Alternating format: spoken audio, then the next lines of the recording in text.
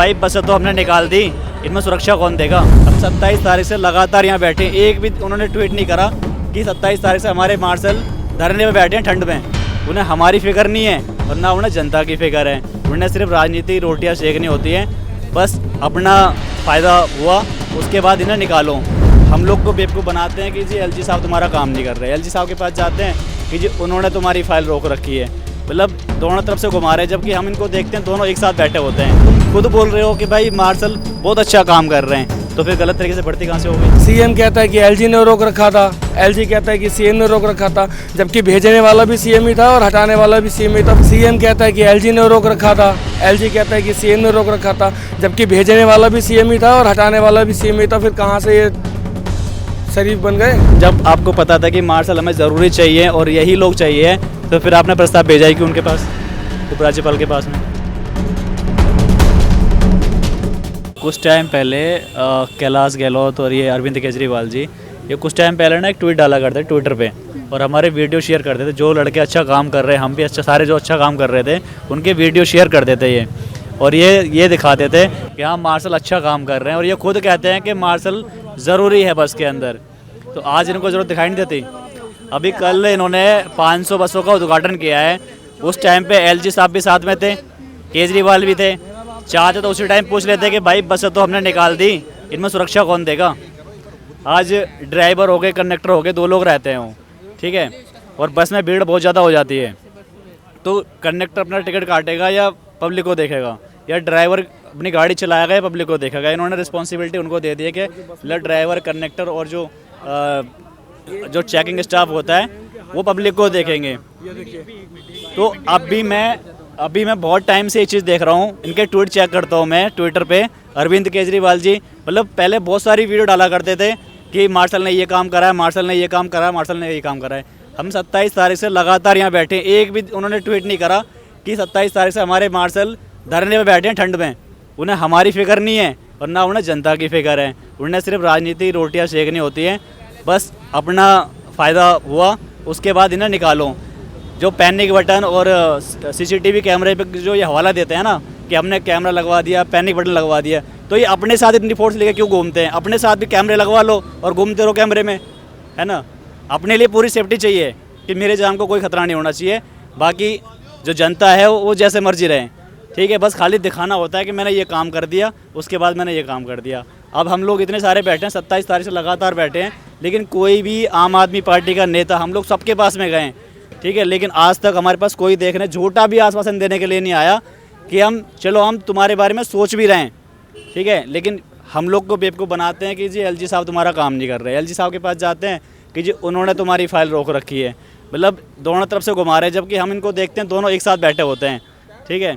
तब भी वो बात नहीं करते उनसे कि एक झूठे को ट्वीट भी कर देना कि हाँ हम मार्शलों के बारे में सोच रहे हैं, तब भी हम सोचेंगे कि हाँ हमारी सरकार हमारे बारे में सोच रही है। वो तो हमारे साथ ऐसा बर्ताव कर रहे हैं कि जैसे हमने पता ना क्या बुरा कर दिया। ये कहते हैं कि भर्ती प्रक्रिया में कोताही बरती गई, मतलब पारदर्शी तरीके से नहीं हुई। जब सारे लड़के इतना बढ़िया काम कर रहे हैं, तुम खुद बोल रहे हो कि भाई मार्शल बहुत अच्छा काम कर रहे हैं, तो फिर गलत तरीके से भर्ती कहाँ से हो गई।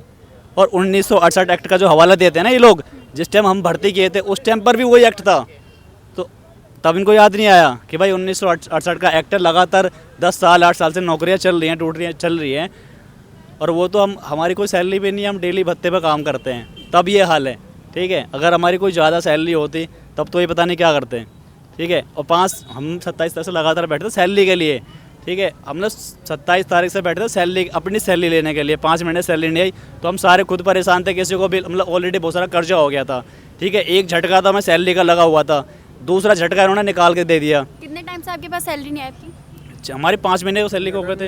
ये सैलरी का करीबन था आपका जून में जो सैलरी आती है, जून के महीने की सैलरी इन्होंने जुलाई में हमें सिर्फ 25% सैलरी दी, मतलब एग्जैक्ट अमाउंट को 25%।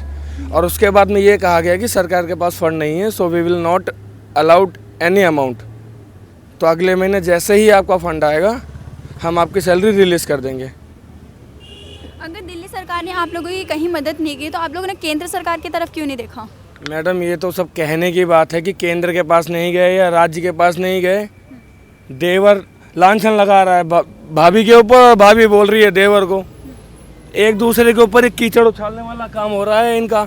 सीएम कहता है कि एलजी ने रोक रखा था, एलजी कहता है कि सीएम ने रोक रखा था, जबकि भेजने वाला भी सीएम ही था और हटाने वाला भी सीएम ही था। फिर कहाँ से ये शरीफ बन गए? ये लोग जो 4 साल की जो आर्मी की भर्ती है ना, उस पर उंगलियां उठाते थे दिल्ली सरकार, केंद्र सरकार के उस पर, कि मतलब 4 साल की जो भर्ती है ये गलत है। मतलब आप लोग क्या कर रहे हो?